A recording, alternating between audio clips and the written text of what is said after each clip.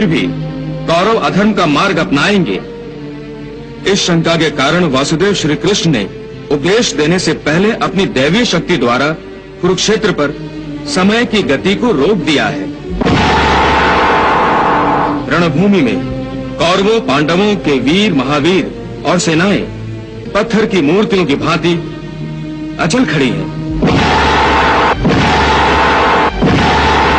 श्री कृष्ण और अर्जुन में क्या चर्चा हो रही है, इसका किसी को ज्ञान नहीं है।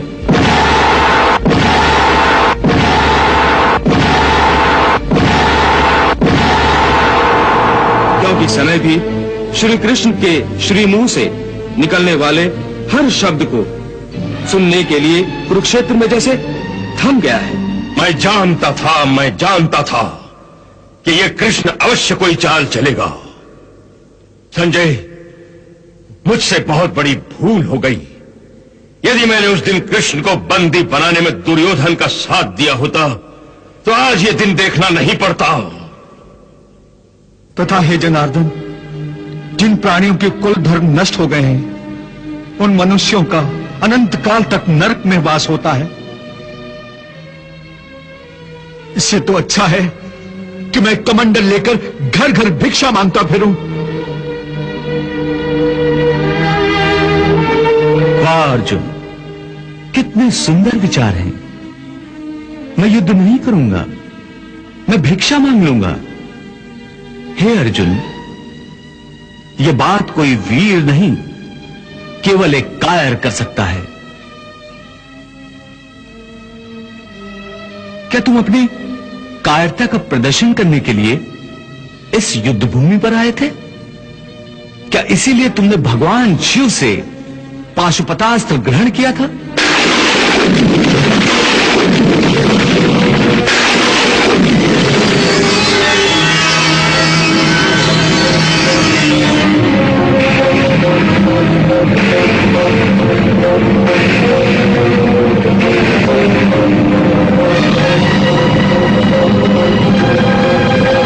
क्या वर्षों घोर तपस्या करके अपने पिता श्री देवराज इंद्र से तुमने दिव्यास्त्र इसलिए प्राप्त किए थे?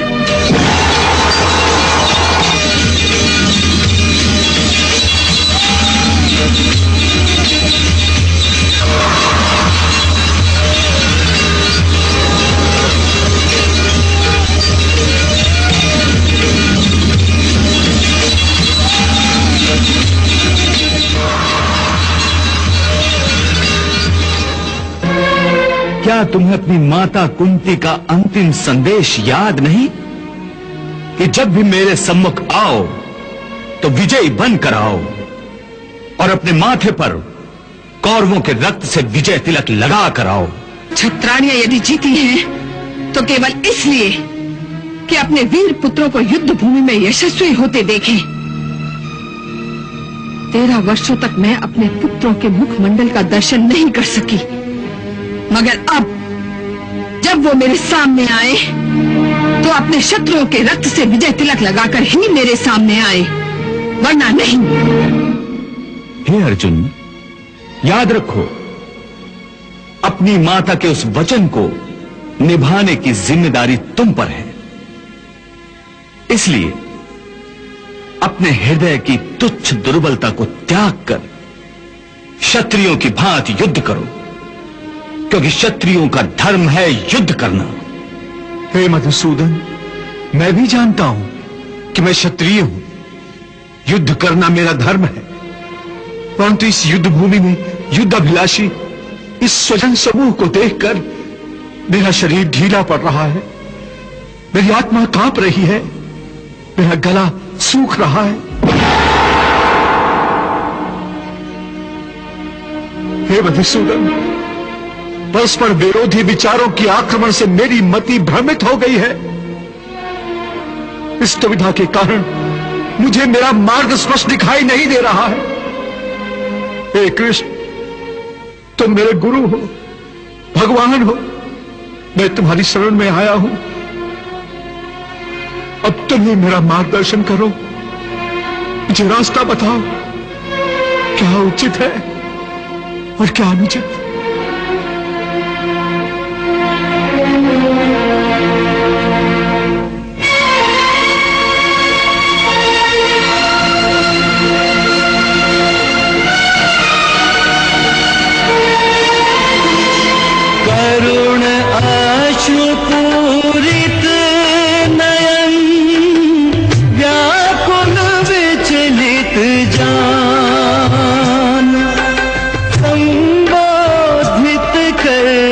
पार्थ को यूं बोले भगवान,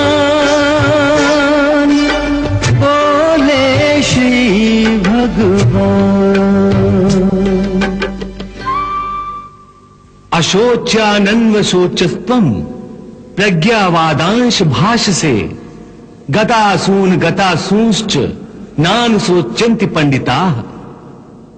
शोक के योग्य नहीं उनमें कोई, जिनके शोक में तू अकुलाए।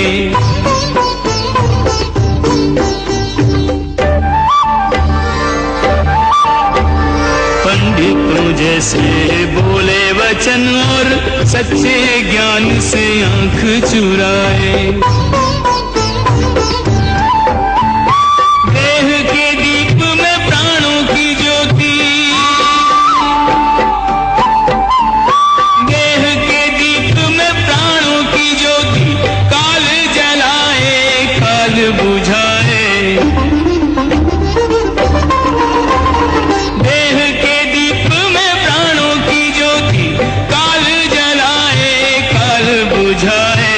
ज्ञानी विचलित होते नहीं, कोई जग में रहे या जग से जाए। ज्ञानी विचलित होते नहीं, कोई जग में रहे या जग से जाए। जो ही देने को चले प्रभु अर्जुन को ज्ञान, कुरुक्षेत्र पर हो गया केंद्रित सबका ध्यान, केंद्रित सबका ध्यान। ब्रह्मा जागे नारद चौंके, त्रिभुवन में कौतूहल जागा।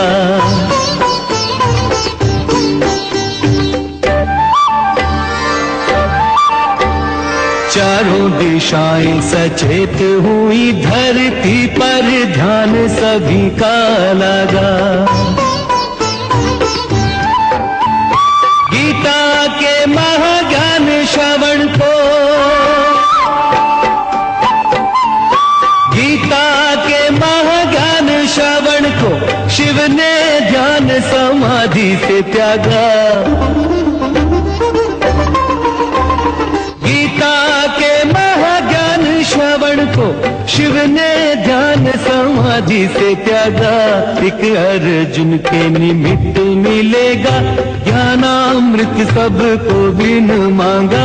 एक अर्जुन के निमित्त मिलेगा ज्ञानामृत सबको बिन मांगा। प्रणाम भगवान। बैठो देवी पार्वती। क्या बात है प्रभु, आपने अपनी समाधि अधूरी छोड़ दी है? आपकी समाधि तो युगों युगों तक चलती रहती है।